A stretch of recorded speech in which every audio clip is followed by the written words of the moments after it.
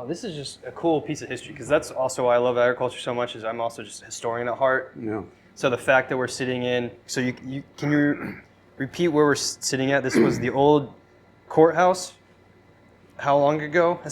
If you know that. Before my lifetime. Before your lifetime. In the 1800s and early 1900s. Very cool.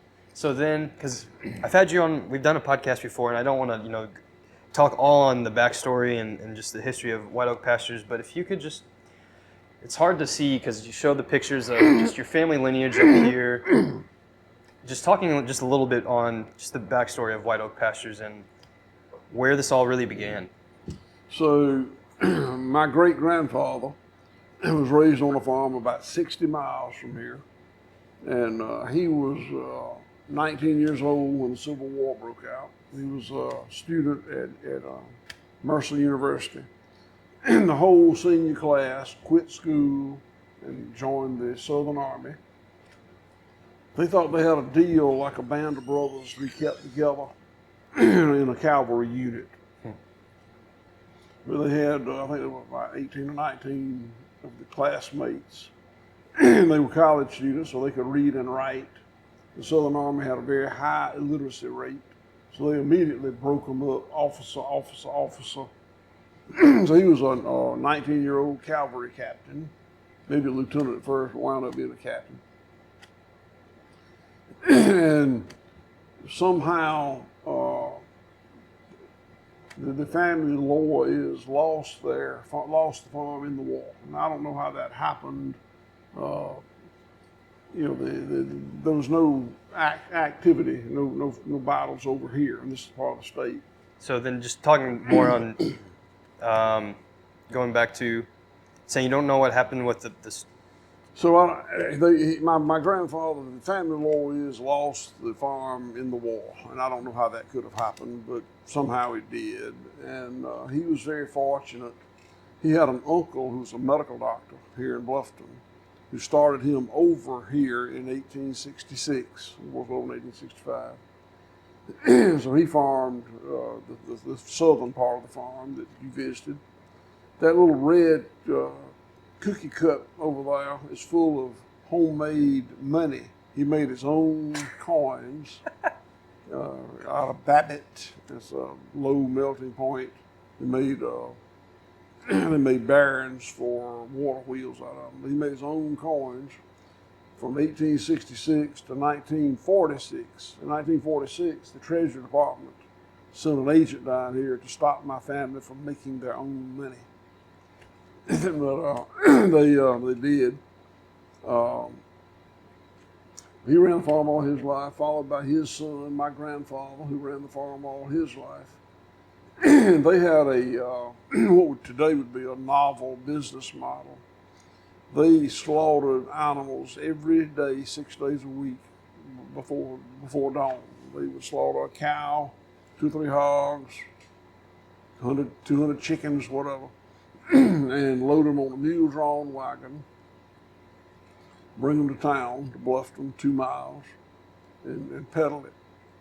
That was pre-refrigeration, pre-USDA inspection, pre-internal combustion engine, settle it or smell it.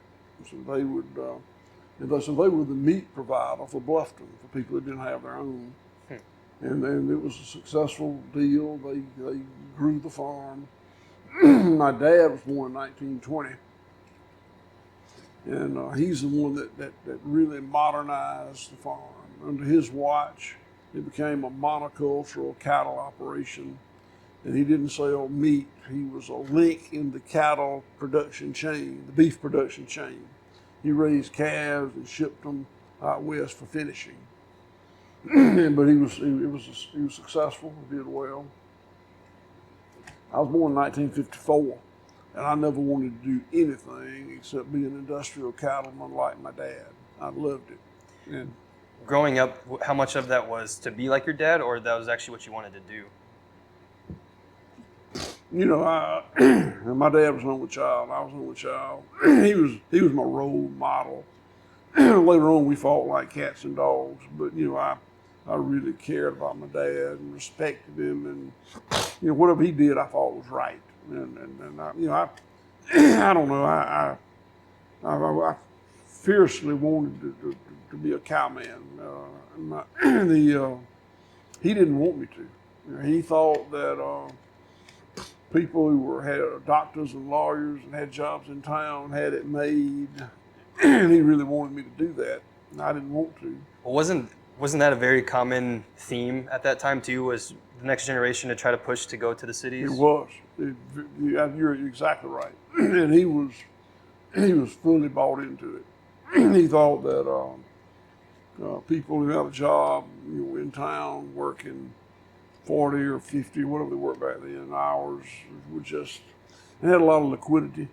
My dad was successful and built a lot of wealth, but there probably wasn't much liquidity. He was owning more land, more animals. So there probably never was a lot of cash in the bank. So he thought that was just the way, the American dream, I guess. And I didn't want any part of it. And we fought a lot. He was an only child, I was an only child. I wasn't afraid of him. He certainly wasn't afraid of me. And it was. I tell people, my mother left the kitchen table crying 1,000 times. We were yelling at each other. Anyway, I went to college. I didn't want to go, but I did. He wanted me to go, and I majored in agriculture and animal science.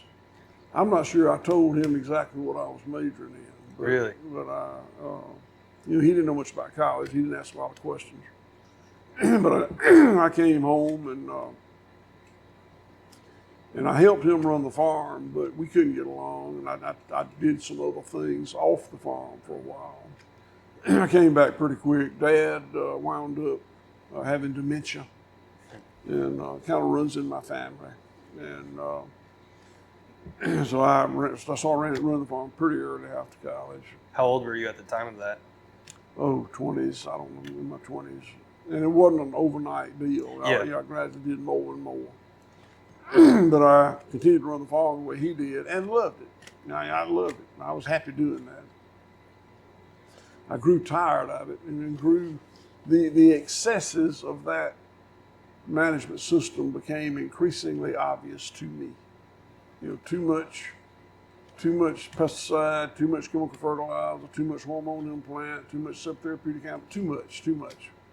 What was, I guess, say like a day in the life at that time then whenever you're using all that? I think of myself as, I thought of myself as the guy that I thought I was really good at spotting the problem. I went to the pasture every day looking for a problem, whether it be an insect or a disease or a weed or a sickness or, a problem. And prided myself in having the technical ability to know what pesticide to cure it. Side means kill. Pesticide, kill pest. And I fancied myself as being really good at knowing how to spot the problem and how to kill what the problem was. and curing the problem was almost always about killing something. So I did that. I killed stuff. And eventually, because I was so heavy-handed, I think, I became aware that I was causing as many problems as I was solving. I would see that we had army worms. So I knew what insecticide, kill, to put out for army worms. And, I became aware that it wiped them out. Perfect, highly efficacious. But it also killed the other insects that would have eaten armyworms. It would help keep their numbers down. That would lead to another outbreak of something. And it just became increasingly aware to me that all of these scientific tools that I was using to cure a problem cured the problem, but caused another problem that required another scientific tool, and so on and so on and so on. And it was never ending. It was never ending. There was never a balance. And one of the things I love about what I do today is it is balanced. You know, if you go, you can go to my farm. We just went. You saw flies on the cows, but there weren't many flies on the cows. And that few flies on the cows, I'm convinced, are offering some advantage to the ecosystem. I don't know what it is. I'm curious, but I don't have to know. I think that every species of plant or animal or microbe that's indigenous to an ecosystem has a role in that ecosystem. You know, we all know that bees pollinate flowers. Great. And we all respect that. And none of us are out intentionally killing bees. But I think that every species is doing something beneficial in that ecosystem. I think that ecosystems that are operating optimally, the cycles of nature are generating an abundance. I mentioned to you earlier, you know, all that coal and oil and gas that we've been using for the last 100 years is the bounty of nature during the era of the dinosaur, when all the cycles of nature were operating optimally, and that huge abundance that nature was producing went into energy that became into fossil fuel. And that's not changed. I mean, that I don't think the ecosystem is as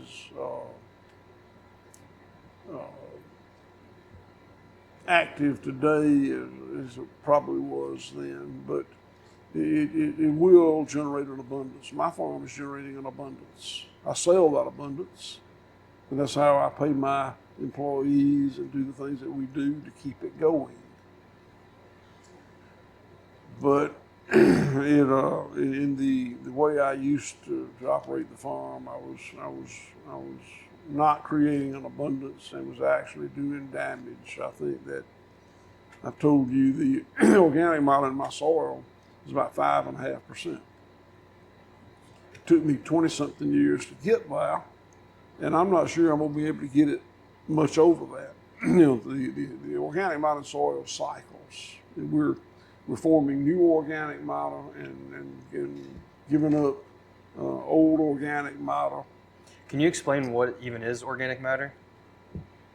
It's carbon. It's formerly living tissue of plants or animals or manure, and it's the it's just what holds the moisture. It's what maintains the microbial life.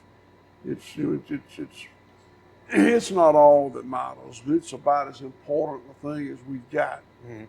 And the higher we can make it, the better off we are. I know there are places that have more than 5.5% organic matter, but I think that in this ecosystem, where we get so much rain and so much heat and no frozen earth in the winter, you know, we're cycling that carbon. So for 5.5, maybe as high as I can get it. If I can get it higher, I want to. But if I can't get it any higher than that, then that's just what it's supposed to be. So comparing that ecosystem to, say, New York, to where they obviously upstate New York, to where they have, you know, longer winters too. I guess, can you just elaborate more whenever you just now mentioned the organic matter to 5.5%, but with the fact here it rains a lot paired with the heat. You're saying that the organic matter, it's more tough to get higher than, say, somewhere in upstate New York? Yes, I think so. So my organic matter had gotten down to 0.5%, and that's up to 5.5%. And you know, when I was building that over that last 20-something years, I thought, wow, I can get it to 10 and 15. I now suspect that's probably not the case. I think that probably is a maximum amount that an ecosystem can maintain. And you know, if you mentioned upstate New York, you know, North Dakota, where the ground stays frozen for so long, you're not giving up that carbon into the atmosphere. And then in the 6 months that it is growing aggressively, it really grows fast. So I think probably you can get higher there. My dad used to say, this land down here is the best land in the country. And I believed him until I didn't. When I visited Champaign County, Illinois, I said, oh no, ours is not as good as this. But that doesn't mean I want to go to Champaign County, Illinois and farm. We have a longer growing season. We have 50-something inches of rain per year that comes fairly evenly through the 12 months. Every ecosystem has some advantages and some shortcomings, and it's incumbent upon the producer to figure out how to maximize it. I rail a little bit about land-grant universities, and that's because one of the reasons is because you take soils from a soils professor, PhD in soils. He knows as much as a man or woman can know about soils. He may not know too much about plant pathology. He may not know too much about animal husbandry, but through that, it's like watching a ball game through a wooden fence, and his view is plant pathology or whatever his view is, and that guy or gal could go anywhere in the country, probably the world, and teach that subject that they developed so much expertise in. But they may not know too much about everything else that matters in that production system. And I think that a good holistic producer knows a little bit about the land, the plants, the animals, the microbes, the insect, the whole ecosystem. And I think that if the producer gains that very, I hate to call it deep knowledge, it's kind of shallow knowledge over a broad area, then he or she becomes an expert in production in that ecosystem. And if they go many miles any direction, they may not be the expert they are supposed to be, or they think they are. I believe, I'm arrogant enough to believe at 70 years of age that I am an expert in managing land and animals and soil in Bluffton, Georgia. I've traveled a lot, and it's all been agricultural travel. And when I go to another ecosystem, I am just humbled by the fact that I have no idea what you would do here. And I think that the educational system for agriculture lacks that humility. I think it's also just a byproduct of our education system as a whole, because I think about this a lot. I genuinely believe the worst advice that is shoved down our throats from the very beginning is the whole jack of all trades, master of none, and how bad that is. That's not to say that specialties is a bad thing. I'm not saying that at all. But the fact that now that you're not, like, this is why I like agriculture so much. Typically a farmer is not just a farmer. They're a plumber, a carpenter, and I can just start listing all these things. That used to be commonplace to where most men, at least, knew all these things. Now, in a city, a guy has to call somebody for the HVAC, for all these other little things that used to be so accustomed to us, and I just find that so problematic because it steers you away from even trying those things or wanting to learn that. And I just wanted to add that tidbit because it made me immediately think of schooling to where that's just how our culture has been now. And that is intensified by the fact that what we do is so cyclical here. If you're in a very linear profession, you can know about one segment of it successfully and operate successfully. If you're in a very cyclical environment like this is, knowing a little bit about all of it, and it's important that you embrace the fact that you don't know everything there is to know. I mean, I'm often plagued when I get experts in here, and they want to tell me all that's wrong with one very narrow segment of what I do. And I'm gotten a little better now, but I used to be a little bit harder on them. And I would, when I have an expert here, I'd take him to my pasture and I'd say, I got a problem here. I just don't understand. This paddock is not doing, I tell them the truth, but this paddock is not doing what the others are doing. And if he was an entomologist, he would explain what insect was causing that problem. If he was a fertility specialist, he would explain what nutrient in the soil was causing that problem. If he was a pathologist, he explained what disease was causing that problem. They would all take it back to their expertise. And if you are a generalist, like I think you need to be if you do this for a living, I accept the fact every day that I don't know why that does that, but it does it. And I don't know what benefit I'm getting from that plant or animal or microbe or insect, but they're doing something in this ecosystem. And I told you I used to go to my pasture every day looking for something to kill, looking for a problem. Now, when I go to my pastures, I'm looking for how to keep everything alive. And I think that you may have an invasive species that's not supposed to be there. I showed you one. But generally, if the living things you've got in that ecosystem are indigenous or have been there for a very long time, they probably have a role there. And you may not recognize it, and that doesn't matter. I mean, it'd be nice if you knew. We know bees pollinate flowers and make honey. A lot of things out there, we don't know what that does and why it does it, but it's okay. And it's arrogant to think you have to know it all. You want to know as much as you can. Yeah. It's arrogant to think you have to know it all.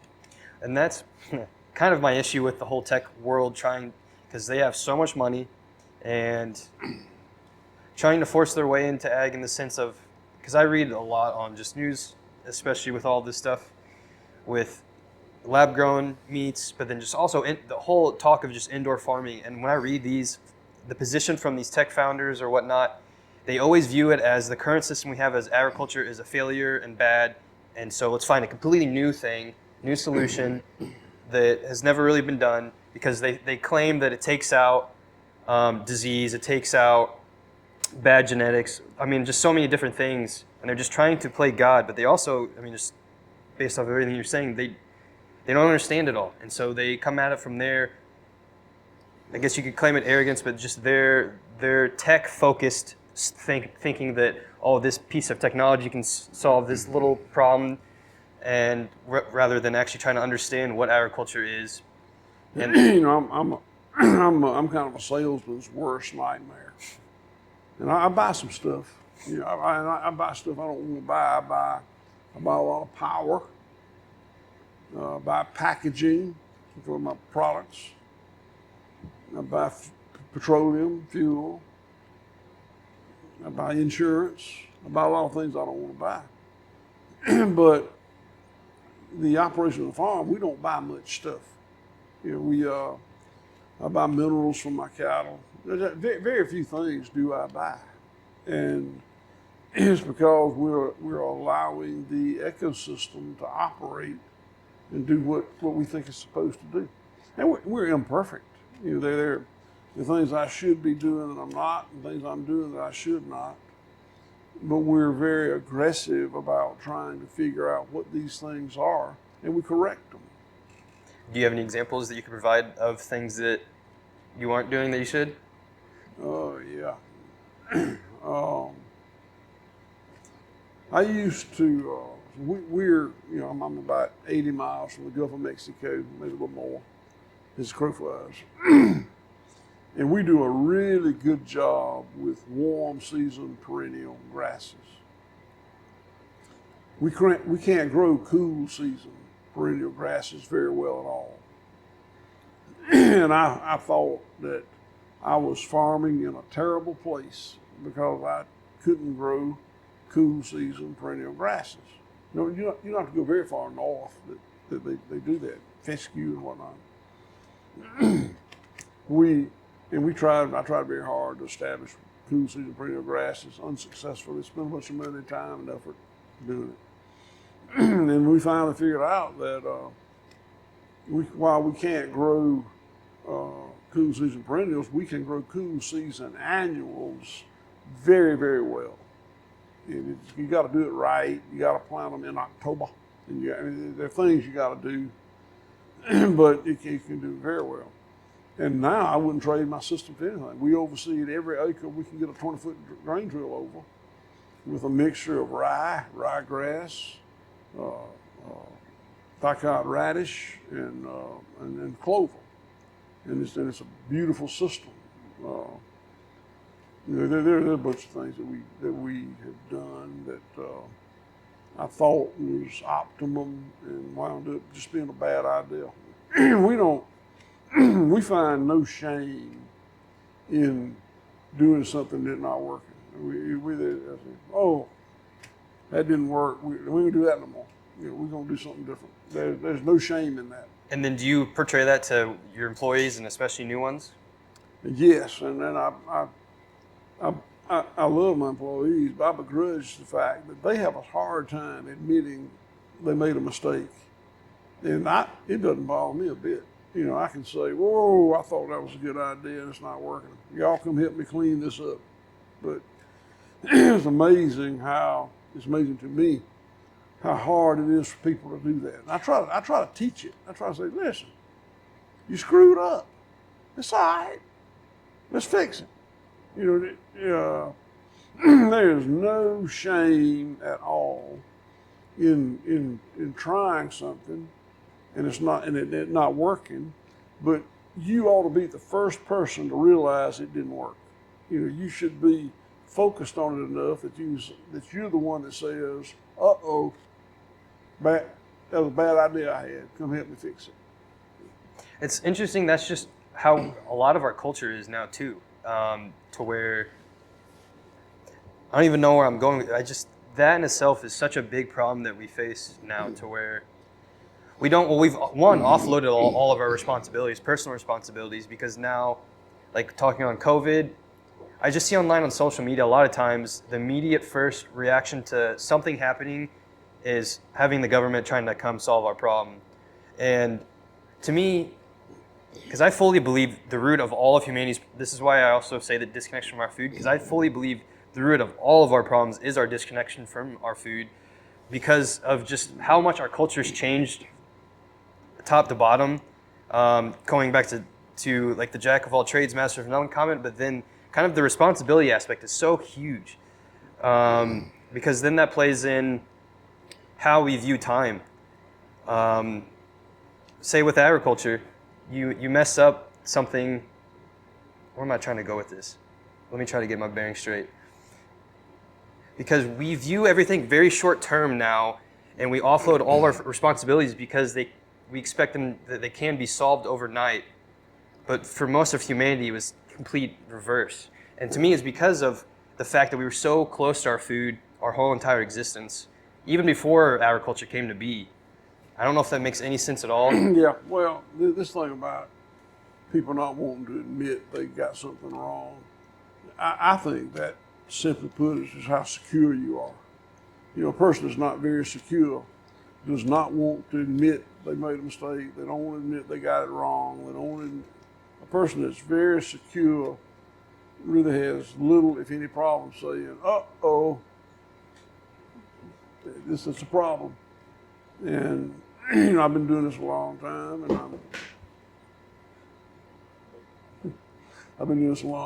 and it just doesn't bother me much to say. I've gotten a lot of stuff right in my life, and I've gotten a lot of stuff wrong in my life. And when I acknowledge the things that I got wrong, it productivity improves dramatically. And to me, that is the culture issue, though, of the whole secure aspect. I'm just trying to reflect back on just my upbringing and then just schooling too. I don't know, it just really changed. So that's why I was just curious from your upbringing, just how society was in America at that time. What are some differences that you noticed at that time versus now, especially when talking to interns and just the younger generations? Because it is a lot harder for folks to maybe admit they're wrong, but to me that's just a byproduct of our culture from my upbringing. One of the things I appreciate that's changed is when I graduated from the University of Georgia in 1976, the salary range that people graduating from college was like $10,000 to $15,000.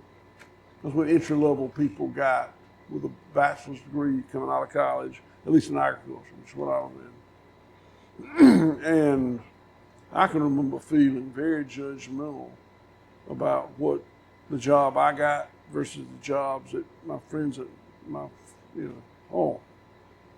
didn't do good. I mean, he didn't. They only gonna pay him $8,000 a year. Inflation being what it is. Or somebody that made 18. Wow. I mean, it was all about, for me at that time, I think that's the way society was.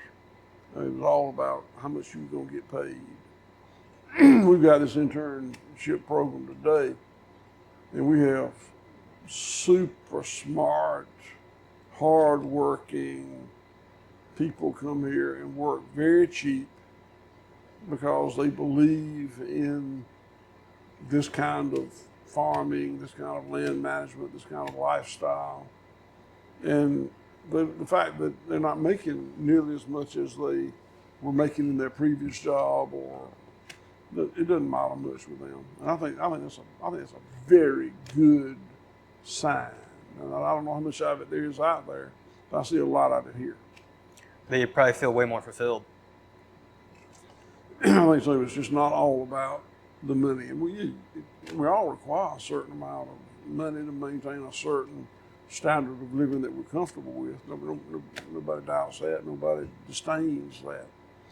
But these people that come here are really focused on what they can learn, what they can do with it, how they can make themselves better, their family better, the planet better. It's good. So what do you think that you have done the past 20 years with White Oak to where you've gone online to find those people? Because that's one thing that I'm trying to get at to the everyday consumer. That there's so many people that I believe out there to where they're probably making a great living. They have, a good, solid community, but at the same time, they still don't have the fulfillment piece to where a lot of times their free time, they're using the money that they've made to kind of escape in some ways. But then there's this alternative agriculture to where you might not be making as much money, but that fulfillment piece and just the true joy and peace of living is so much stronger.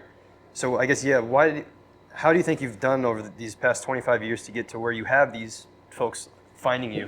Well, I don't think we influenced what's important to them. I mean, I think that they were mature enough and enlightened enough that they came to say that, I'd rather do these things for this amount of money than do these other things for this greater amount of money. That's a personal decision, but more and more people are making it. Now, the fact that they come here is purely a function of we've been doing it longer than most people. And because we've been doing it longer, there's been a lot written about us, through articles or whatever. So we're a little higher profile, so they can find us. I certainly don't think that we do it any better than a number of other people. I think that we're a little easier to find. We have several programs, but the one I think we're most talking about, our internship program. We bring in 6 interns 4 times a year, and we get 20 applications generally, maybe more than that. So we can't take everybody that applies, and I know other people that have internship programs that struggle to get as many as they think they need. And I think that's just a matter of the fact that we've been doing it longer, and there's been more stuff out there about us. I don't think so. We do better than anybody else. I don't think that. I think we do the best we can. Yeah. And I think it's all right. But, And then when actually marketing to find people, what are some qualities or characteristics that you're looking for? Because you say you have 20 applications, but only choose 5 to 6. What are some things that you're really looking at, or is that just case by case basis?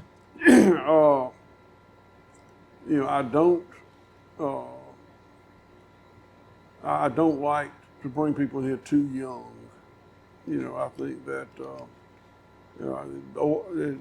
as they get a little older, they're more focused. They know more what they want to do. This quarter now, we've got a lot of fresh college graduates, and they're great. It's a great crew. They're smart. I like them a lot. Normally, I've had a lot of interns here in their 30s, 40s, 50s, and I got to say that I probably, I'm not gonna say I prefer that. The young people I like as well, but when somebody's done something else and made the very overt decision, I don't want to do this anymore, I want to go learn how to farm, then I think there's an advantage to that. One thing that we got them here from all over the country. We've had interns from Spain, France, England, but I really think that it's best if an intern interns as near as possible to where they plan on farming. If you have no idea where you're going to farm, it doesn't matter. It's fine. But if your granddaddy's got 100 acres of land in Wisconsin and you plan to go back there, you probably ought to intern somewhere up there in that up Midwest. The ecosystem that you're operating in matters. We talked about that a little earlier. If you learn how to do it, well here in this Gulf coastal ecosystem, some of that stuff you learn will be transferable, but it's not all transferable. So I would urge them to intern as close as they can to where they think they're going to farm. So on the question of where they think they might want to farm, because that, I jokingly say it's going to be tougher to figure out where I'm going to farm than finding a wife, like figuring that part out, because it feels like on this trip I go in Northeast, I love every spot I'm going to, and then Southeast down here has been incredible. I'm from the Midwest, and then I'm going out West, and that, it just seems like every single spot, I'm just like, yeah, I could definitely ranch somewhere in this state. And then especially now, because social media feels it to where like you have a gazillion options too. I know that's also very challenging. So I guess this would be advice for me too on figuring that aspect out, because I am struggling on that. Well, you got all those things you mentioned are important, and that this is a decision you got to make. But there's another perspective on it. Is if you have a farm 3 miles from New York City, you'd have a great market, but that land would be expensive. So if you are in the darkest part of South Georgia, the land is far cheaper, but you're a long way from the market. So you've got to put thought into how all that works. It's not just where you want to farm. You and I talked about this briefly. I tell people there are 3 legs on the stool, And the interns we get here, for the most part, are really focused on production. I mean, that's kind of the sexy part that we all want to get in there and do. But there's processing and there's marketing. You know, consumers don't buy cows and hogs and sheep. They buy beef and pork and lamb. And how you going to get that done? And then there's marketing. If you're way out here in the middle of impoverished Georgia, you might buy the land cheap, but you're a long way from the market, and you got to deal with that. So, and there are answers to all these questions, but they require consideration, and there's no perfect place. This, I think, this is a really, and I'm trying to be objective. I love my farm, but I'm trying to be objective about it. It's a really good place to raise livestock, particularly cattle. You know, which I can keep something growing green 52 weeks a year. Then it gets very hot, but it's not hot in the woods. I think it gets cold here, but it doesn't get cold here compared to where it, you know, most of the country. Yeah. 50-something inches of rain. If you got 50-something inches of rain and a 0.5% organic matter, that's not too good. 50-something inches of rain and 5% organic matter, that's okay. So it's interesting on the whole just market aspect, because briefly talked to, I've been, even before this road trip, the last 3 or 4 years, I've been driving around pretty much everywhere around America. And it's been absolutely incredible. And I implore everyone to go actually travel this country. But the downside is noticing just how much rural America has really been decimated. And so with Bluffton, and mentioning how much people you've employed and just the community aspect here, I'm assuming it's been just piece by piece, but how have you just been able to keep White Oak Pastures and just really, I don't know if it's building or rebuilding the community of Bluffton, because rural America is so beautiful, but it's just been so sad to drive through some towns to where the whole square, it's just all deserted buildings that, once were bustling. The thing I don't know, I'm most proud of. One of the things I'm most proud of, we'll do it like that, is the impact we've had on the little town of Bluffton. Bluffton was uniquely struck by the impoverishment of big ag, because the only industry we've ever had here was ag. We never had a mill, never had a plant, never had a factory, purely agrarian economy. And when we exported so much of the income from ag by industrialization, commoditization, Bluffton was hit really hard, and it was essentially a ghost town. And that started, well, I don't know when it started, but that really accelerated after World War II in the industrialization. And when I was growing up here in the 50s and 60s and 70s, the town was becoming increasingly impoverished, and everybody knew it, and everybody accepted it. How are you? I ain't interrupted anything. Looks like I'll see you later. Thank you. Nothing wrong, is it? Huh? Nothing wrong, is it? No, I just was wondering if the apocalypse was coming. Oh, yeah. What, Yeah. Next week? I mean, I got 2 weeks, 3 weeks. What time is it? What time is it? 6:14. Yeah, you probably got an hour. I hope. But I think I go take a good dump. Thank you, Pat. All right.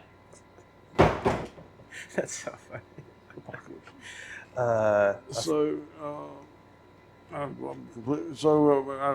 Crap, I forgot what we were talking about. By the town. So the town was, all my life, the town was going downhill, and nobody questioned it. Nobody thought they could fix it.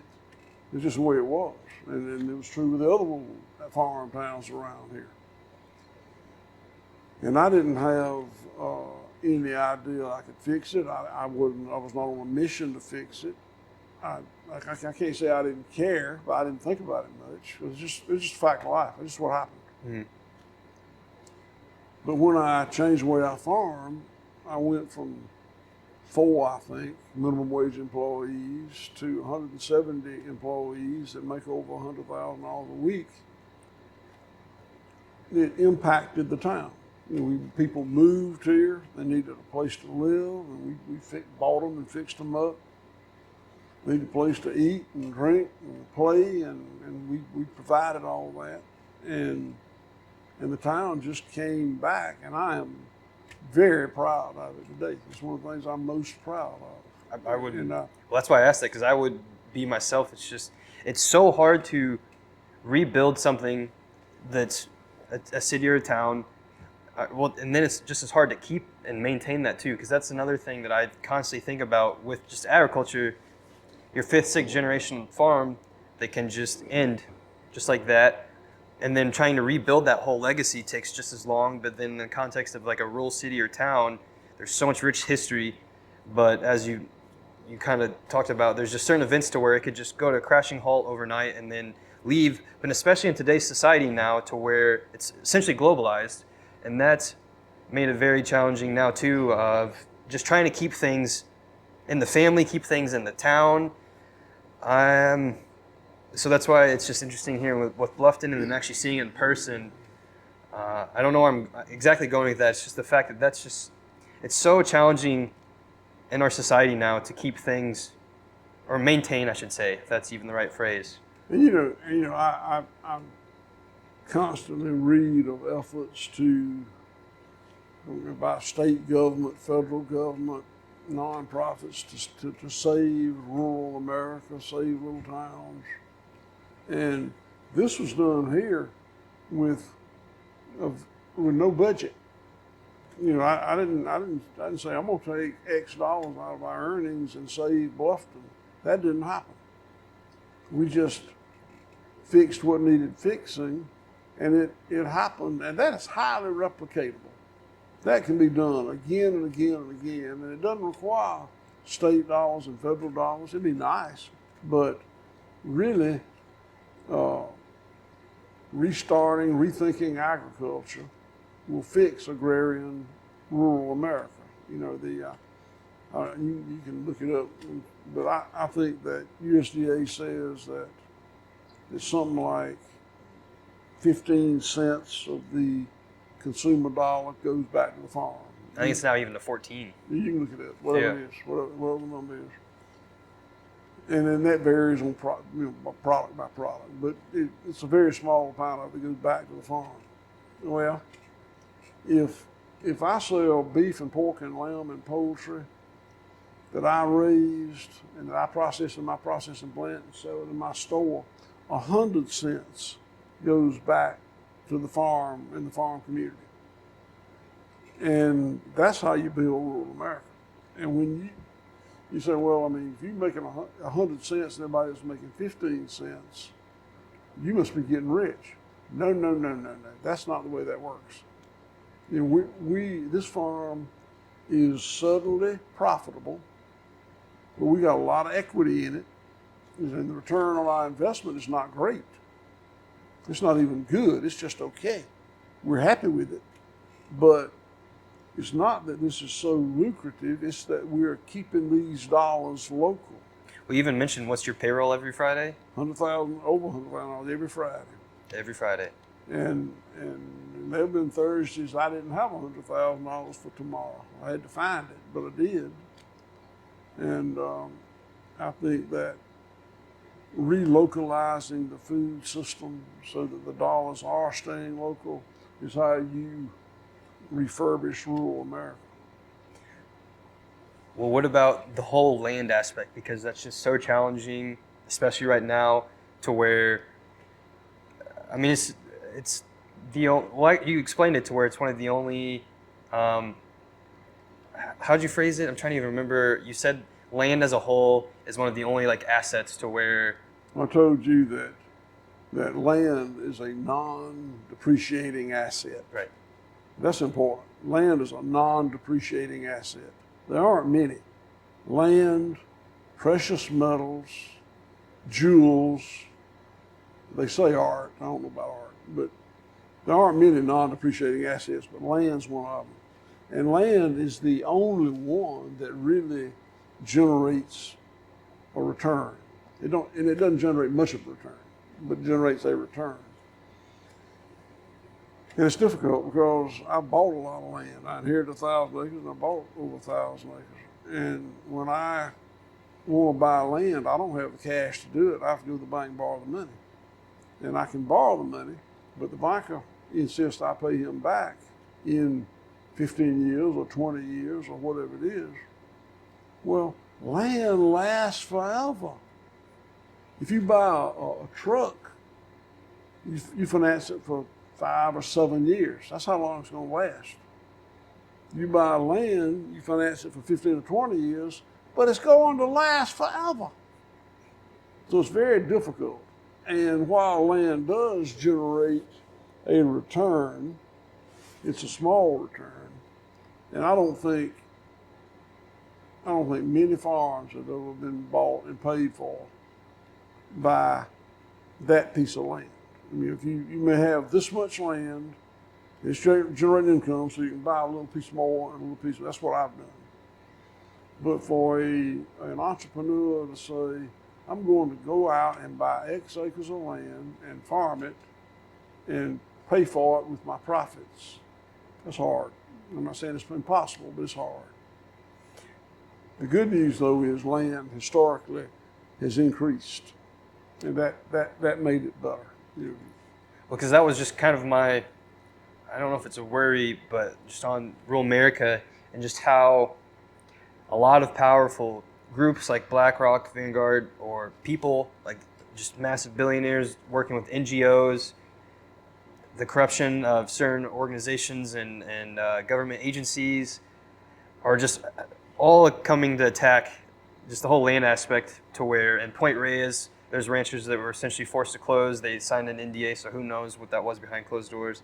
The Mod family, to where they nearly lost everything. And I mean, I could just spend the next hour just case after case after case. And then also just trying the sheer price of land too. It's the barrier to entry for that seems to just be only increasing for a new farmer too.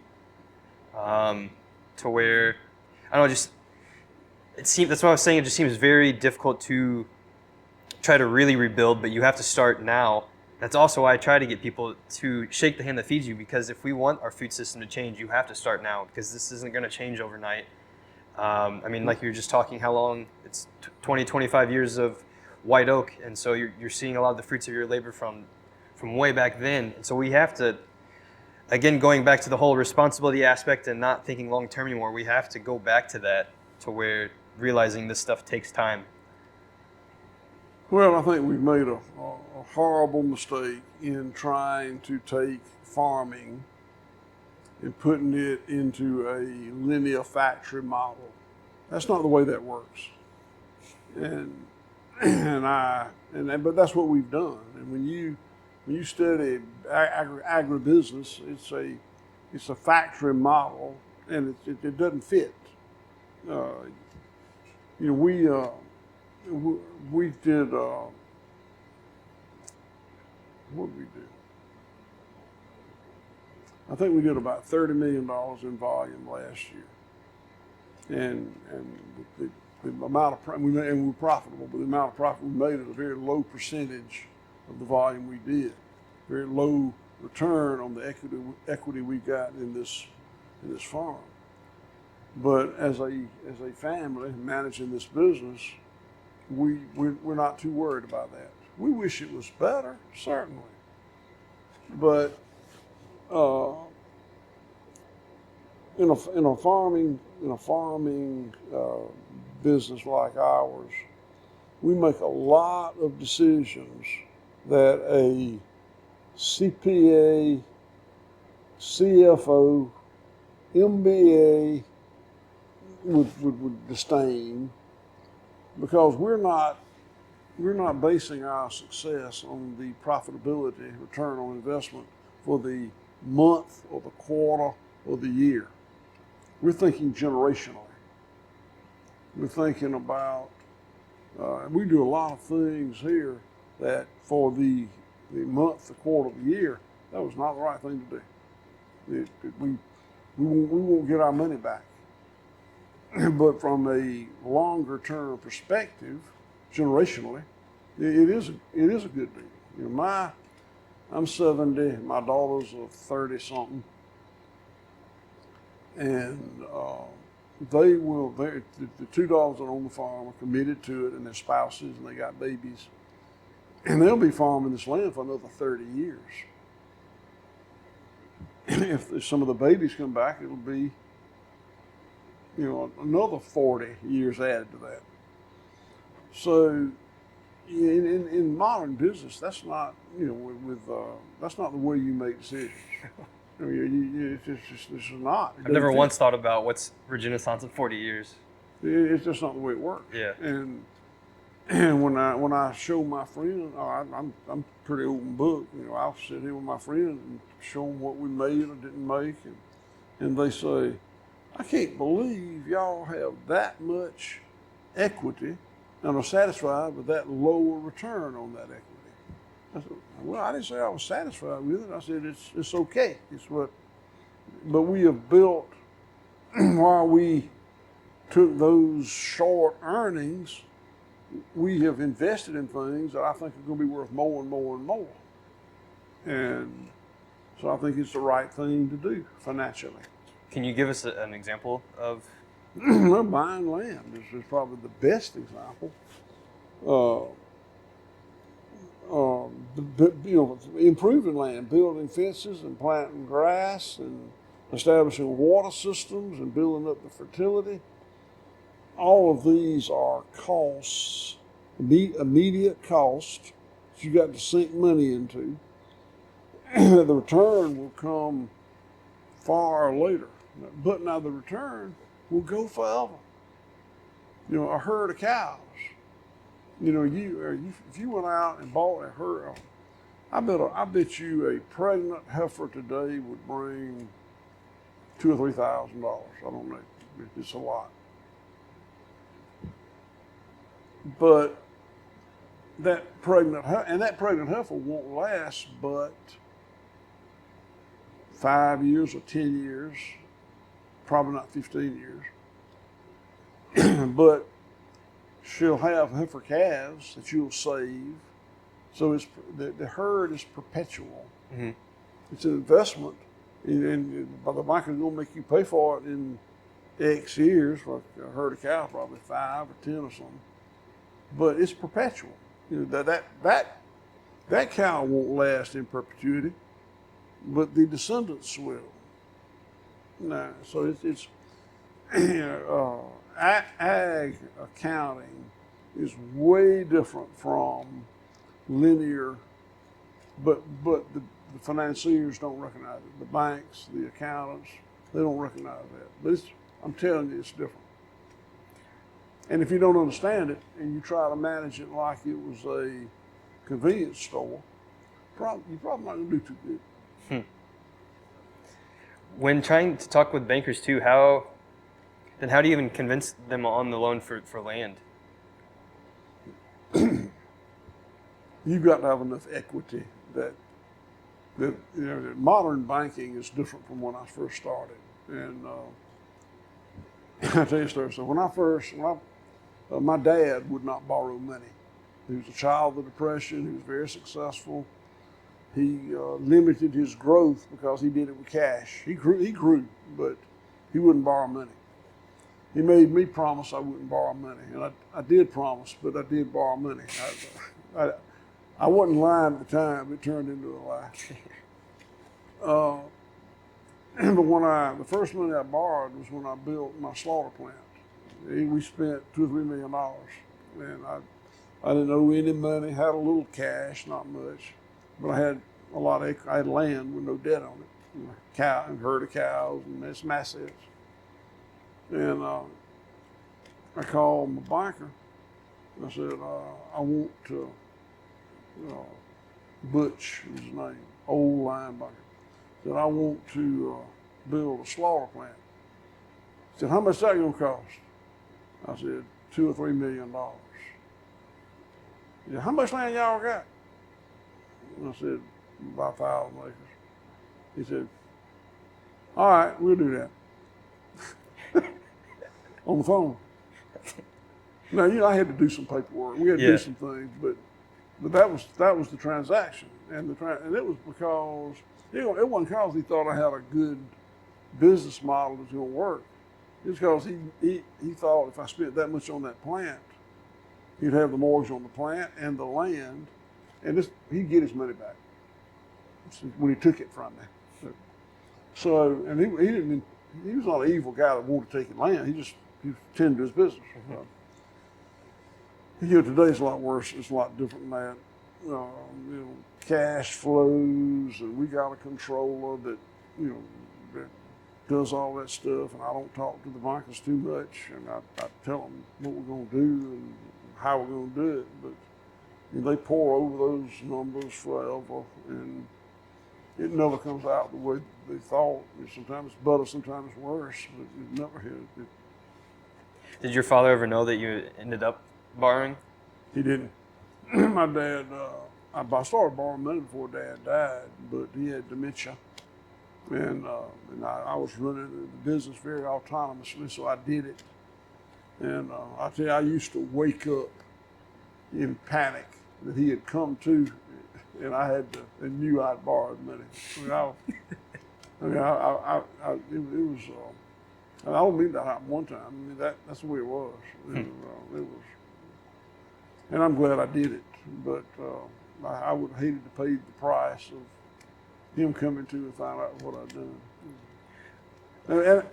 And in retrospect, I'm glad I borrowed the money. I mean, we have done bigger and better things with the farm than we would have done had I stayed on his program of just operating profitably and taking those profits and putting it back in. Nothing wrong with that, but we wouldn't have done as much as we've done. Yeah, I'd be curious, what do you think your father would think seeing this now? There's not a day go by I don't think about it. And he, make no mistake, he's still getting on my ass about borrowing money. You owe how much? But I think he would be proud of the fact that 2 of his granddaughters came back, and proud of the fact that we have, acquired more land and done more things. But I don't think he could get past the fact we borrowed money. I think that was so ingrained in him. I told you my dad was born in 1920, and they had a nice farm. And most of the nice farms in this part of the world were lost in the Depression. The bank took them back or whatnot. And they held on to theirs just by sheer hard works and frugality and being on it. And that just shaped him. And I certainly don't begrudge it. I'm grateful. I'm curious on the whole shaping aspect. With the time period of your father getting dementia and you kind of taking over, was that time period, you think, what really helped shape you as a person? Because I'm also curious what that was like from your perspective watching your father. Yeah, it's hard for me to be, yes, it certainly shaped me. It's hard for me to be objective about exactly how that happened. It was, when I first got out of college, I had to get a job. We couldn't work together. And I got a job with an ag co-op, and I learned a lot there that probably helped me. If I'd just come back and gone to work for Dad, I wouldn't have gained that insight. And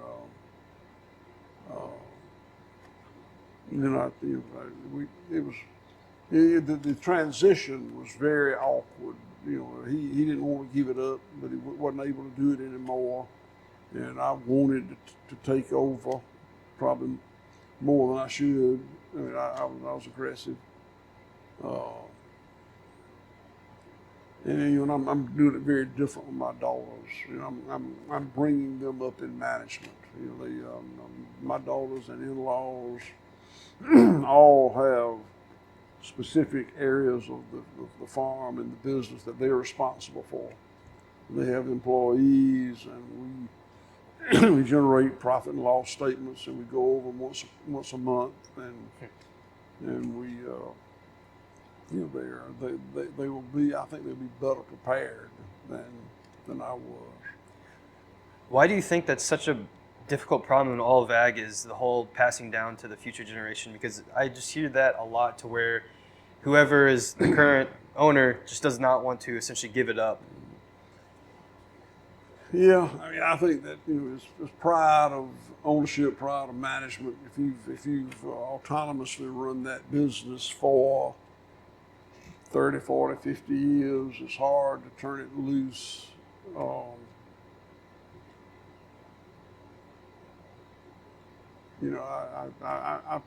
don't think so. I don't think that's just farming. I think that family-owned businesses suffer with that, and it's hard. It has not been hard for me. I don't want. I mean, I'm not running from the responsibility of running this farm. I still love running this farm, but it makes me feel good that I got someone capable to take over. When I'm not able to do it anymore.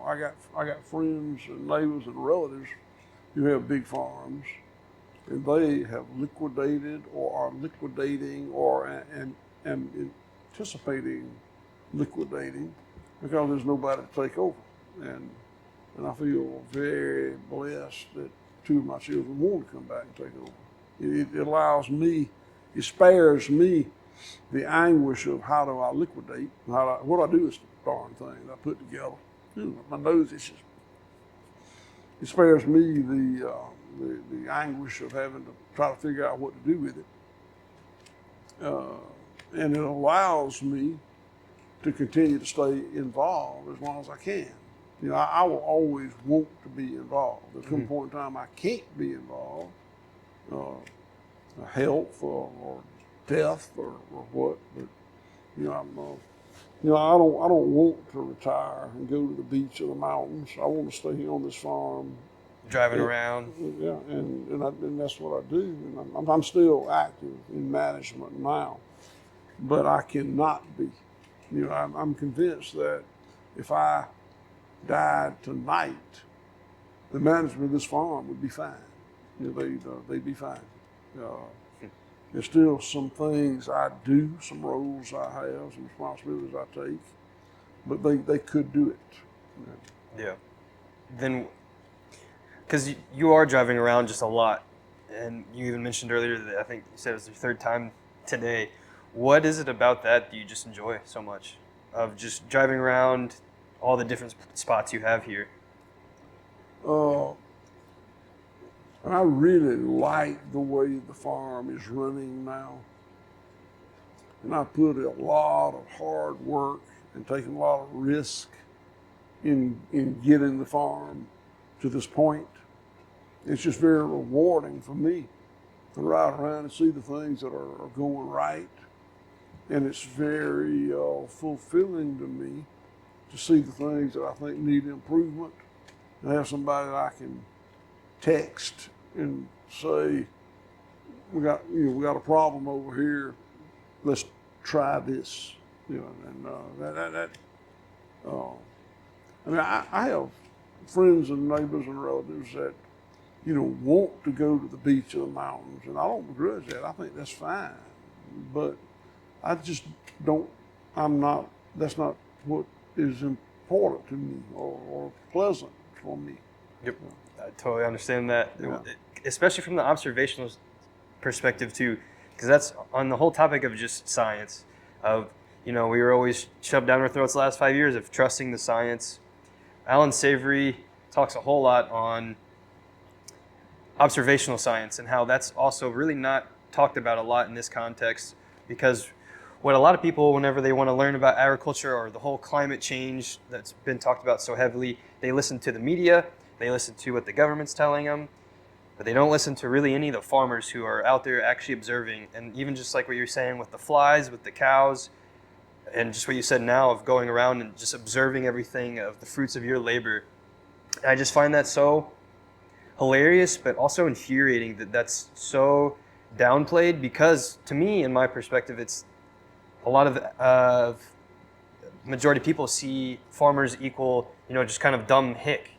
And so they go to the experts whenever, to me, the farmer is the expert through the observational science they do on top of all of the other stuff. But I don't know if that's by design I don't know why that's not talked about a lot though. If that, like the whole observational science is part of science, but that's still discredited a lot to me in a lot of ways. Yeah, I don't think I know too much about all that, but I will say that, and I don't know much about education, but I do know that, I graduated from high school in 1972, and there was kind of the really smart kids, and they were A students, and then there was really the failures down here, and then there was us in the middle, and there aren't a lot of us left. The people my age, 70 years old, a lot of them, they've done all they may not be dead. They've done all they're going to do, and it has been very interesting. And I can say this because I'm in a small place of like 20 something people in my graduating class, and I know what happened to most of them. And the really successful people aren't the ones that were the A students, and they aren't the ones that were failures. There's ones out here in the middle somewhere. And I think that the educational system that we had back then failed to realize that. The idea that that these on this end, the A students they would be the most successful, and the further down you went, that's not the way it went. It was like this. Mm-hmm. And I can remember being really surprised when I went to college. So I graduated from high school. I was able to get to the University of Georgia, and see, back then, a C student could get in the University of Georgia if you had $370. Today, you got to be really a good student to get in the University of Georgia. But I went by not really expecting to do that well, and I didn't. But it was surprising how easy it was for me. I could go to my classes and listen and get my C. I probably couldn't have studied hard enough to gotten an A, but getting a C was easy for me. And I think I could have taken a triple overload and made a C on all of it. Because it's just the way I learn. I'm able to get enough just by listening. Yeah. But I'm not really capable of learning all there is to know about it. That's the reason I'm not that specialist looking through that board in the fence. Mm-hmm. Those are the guys that can really learn all there is to know about something and make an A on it. I was out there in the middle, and I knew a little bit about all of it, but not too much about any of it. And that has served me well here doing this. Well, to me, just the whole observational aspect, it's so, to me, from my perspective, so discredited because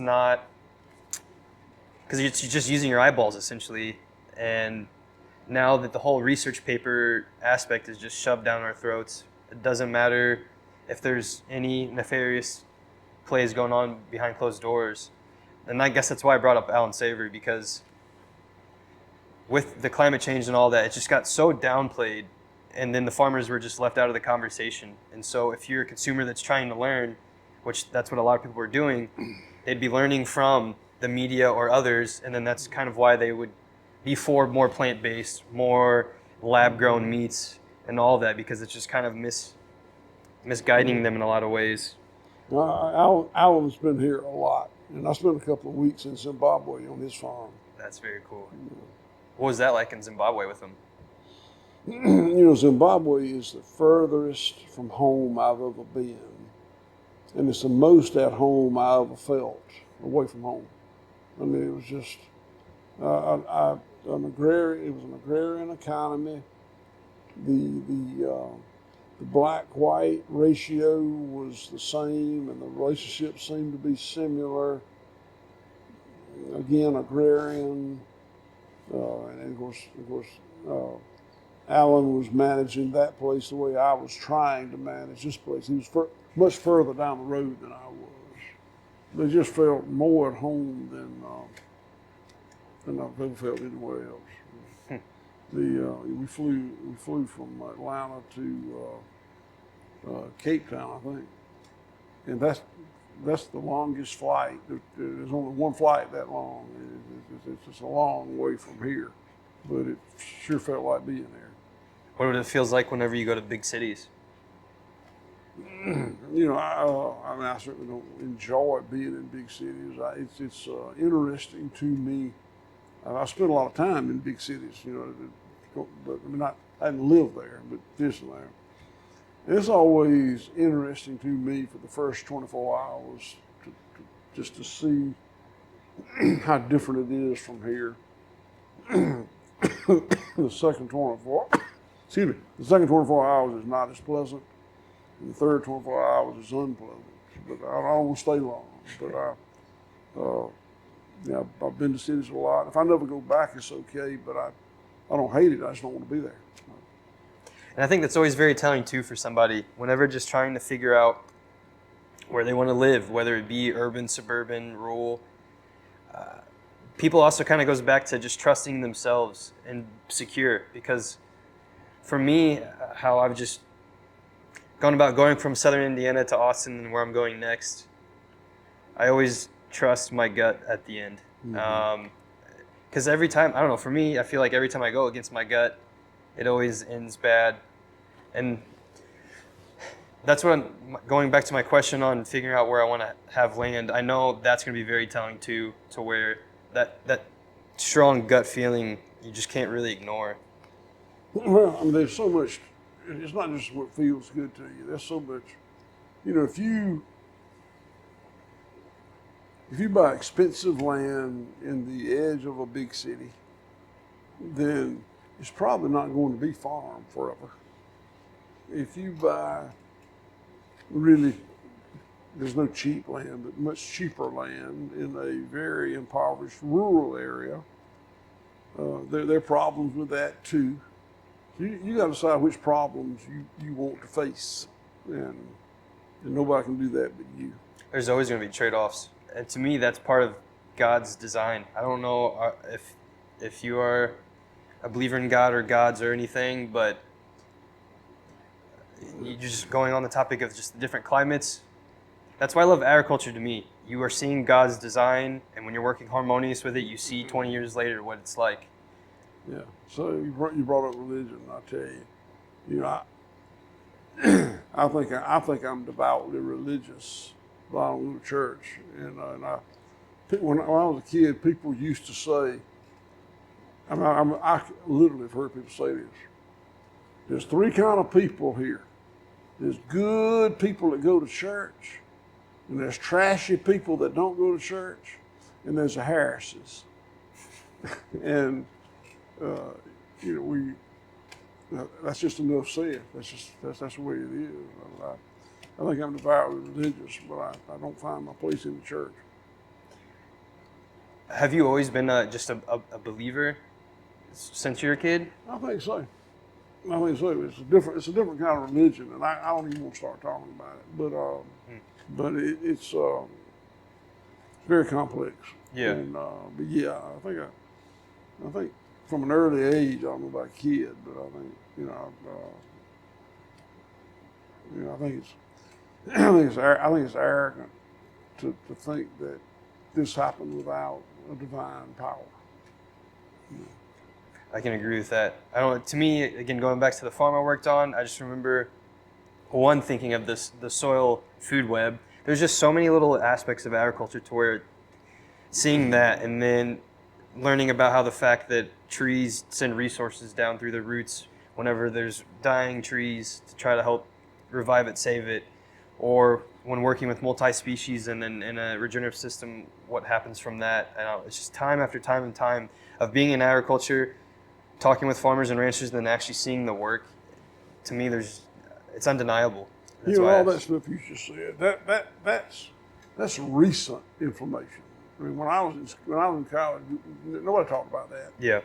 You know, I can remember the soils course. I think I took 3 soils courses, and what we learned is sand, silt, and clay. There was no discussion of life in the soil. We talked a lot about soil sterilants. I used a lot of soil sterilants in my life. That, you know, I thought that, you know, killing everything in the land was good. That helped it. I thought that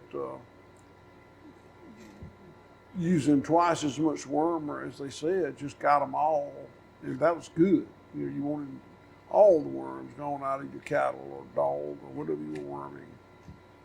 So, you know, that was the perspective that came from my land grant college education. That's interesting. I mean, it makes sense with technology to where you eventually can discover all of that, because that's what I think about too, is how did the older generations of farmers learn what they learned? Purely through observation and then talking to the local communities and just doing the work. And then, I don't know, that's what I always find fascinating, is we have a little supercomputer at our hand to learn whatever essentially we want. How did the older generations do all of it? Well, I think it was ancestral knowledge. I think that the generational knowledge that was passed down, and I think that that there was a lot less focus on the why. I think that there was a lot of focus on, if you do this, this is going to happen, and that's very observational. Not a lot of speculation or research on what causes it to happen. It's the way it is. And there are reasons for it, but you don't necessarily have to understand them. It's nice if you do, but you don't have to know why everything in your ecosystem happens. I don't think you can. But we data-driven humans have reached the point that we want to know everything, the reasons why, and worse, we think we know the reasons why, and I think we don't. No, there's too And I many. think that gets back to what you said earlier about I think that's why the generalist performs better than the specialist in this kind of environment. We're willing to say that's just the way that works. Well, I like that too, because I'll end on this. This has been awesome. It's just a lot of people are trying to play God in today's society. I mean, that kind of goes back to my tech aspect. They believe they have the solutions to solve it all and try to play God. And then going back to like the lab-grown meat, that's just completely inverse of how it all should be.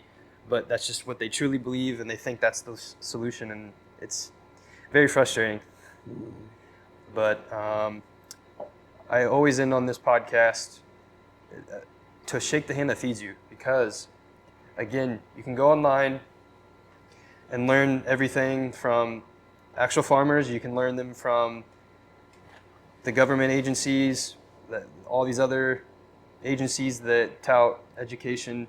But at the end of the day, to me, you can parse through all of the madness that is online through shaking the hand that feeds you. So thank you again so much, Will. Thank you so much for being here. This has been awesome. Visit www.theregeneissance.co to learn more.